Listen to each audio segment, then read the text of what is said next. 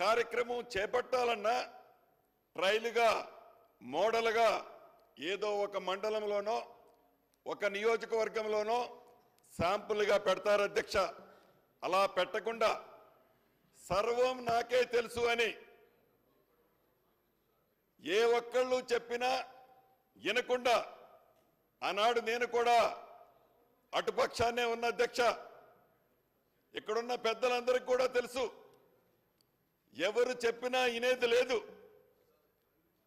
ఆనాడున్న ఆ పెద్ద ఆయన, వారికి తొత్తుగా ఉన్న ఆనాటి ముఖ్య అధికారి ఇద్దరు కూర్చొని చేసిందే చట్టం, ఇద్దరు కూర్చొని చేసిందే న్యాయం. ఇదెట్లా అధ్యక్ష? ఇది మన భూములు కావే, ఇది మన ఆస్తులు కావే. తెలంగాణ రాష్ట్రంలో కోట్లాది మంది ఆస్తులకి మనం ఒక గార్డెన్గా ఉన్న మనం, ప్రజలకు న్యాయం చేయాల్సిన మనం, మనకు నచ్చిన చట్టాన్ని ఉపయోగించటం వల్ల సామాన్య ప్రజలు ఎలా ఇబ్బంది పడ్డారో ఒక్కసారి మీరు గమనించండి. అంతేకాదు అధ్యక్ష, ఇందాక నేను చెప్పినట్లు అప్రూవల్ చేసిన అథారిటీ ఎవరైతే కలెక్టర్ ఉంటాడో ఆ కలెక్టర్ గారికి కాదు కదా, CCLIలో కూడా కొన్ని ఆప్షన్స్లోనే కనిపించేది ఆనాడు చేసిన కార్యక్రమాలు. నేను మంత్రి అయిన తర్వాత గౌరవ ముఖ్యమంత్రి రేవంత్ రెడ్డి గారి నాయకత్వంలోని ఈ ప్రభుత్వం ఇందిరమ్మ రాజ్యంలో ప్రతిదీ విజువల్ ఉండాలని, అది వారం రోజుల్లో క్లియర్ చేయాలని చెప్తే మా అధికారుల మీద ఒత్తిడి పెడితే 10 డేస్లో దాన్ని క్లియర్ చేయటం జరిగింది అధ్యక్ష. తర్వాత గౌరవ మంత్రులందరం ఉప ముఖ్యమంత్రి గారి అందరం కలిసి ఈ ధరణిని ఎలా చేస్తే బాగుంటుందో చర్చించి ఒక కమిటీని వేసాం అధ్యక్ష.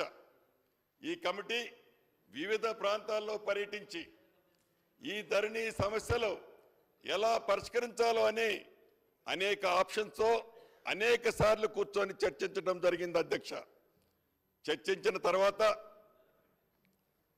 ప్రధానంగా ఏదైతే ఈ ధరణి చట్టం 2020లో ఏర్పరిచిన చట్టాన్ని పాత చట్టాలన్నిటిని క్రోడీకరించి చివరికి 2020లో ఉన్న చట్టంలో ఉన్న మంచి అంశాలను కూడా సేకరించి ఒక మోడల్గా ఈ దేశానికి ఒక రోల్ మోడల్గా సుమారు 18 రాష్ట్రాలు పర్యటించి పాత చట్టాలు క్షుణ్ణంగా చదివి ఒక రోల్ మోడల్ కొత్త చట్టాన్ని, డ్రాఫ్ట్ చట్టాన్ని తయారు చేయడం జరిగింది అధ్యక్ష.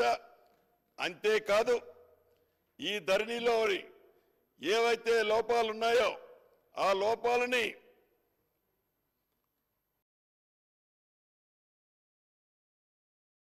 లోపాలని సవరించే విధంగా ఏమేం చేస్తే బాగుంటుందో మోడల్గా 2 మండలాలు ఏర్పాటు చేయడం జరిగింది అధ్యక్ష. ఒకటి యాచారంలోని తిరుమలగిరి మండలంలో, యాచారం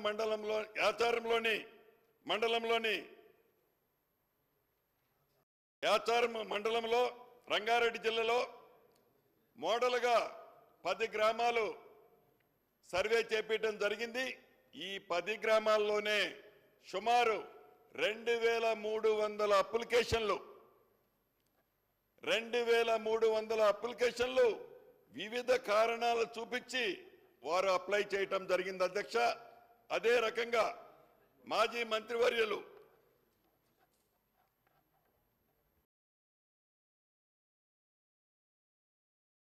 నాగార్జున సాగర్ కాన్స్టిట్యున్సీలో కూడా నిన్ననే ఆర్డర్ ఇచ్చాము అధ్యక్ష. నాగార్జున సాగర్ కాన్స్టిట్యున్సీలో ఒక మండలాన్ని మోడల్గా తీసుకొని ఆ మండలానికి ఒక స్పెషల్ ఆఫీసర్గా ఒక అడిషనల్ కలెక్టర్ని కూడా అపాయింట్ చేశాము అధ్యక్ష. చేసి ఈ పొరపాట్లు ఏవైతే ఉన్నాయో ఈ పొరపాట్లని ఎలా సరిదిద్దితే భవిష్యత్తులో ఇబ్బంది జరగకుండా ఉంటుంది అనేది ఆలోచనతో ఒక మోడల్గా 2 మండలాలని ఫైనల్ చేశాం. 10-15 రోజుల్లో ఈ 2 మండలాలకు సంబంధించిన పూర్తి రిపోర్టు కూడా రావటం జరుగుద్ది అధ్యక్ష.